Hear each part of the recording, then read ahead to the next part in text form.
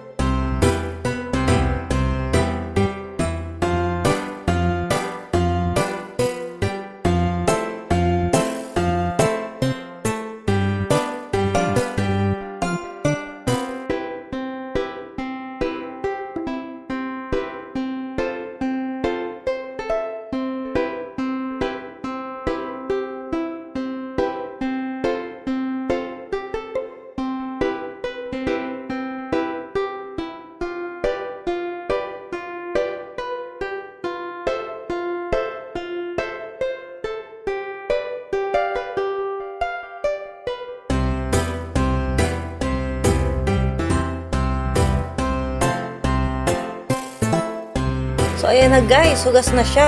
Salamat sa panonood.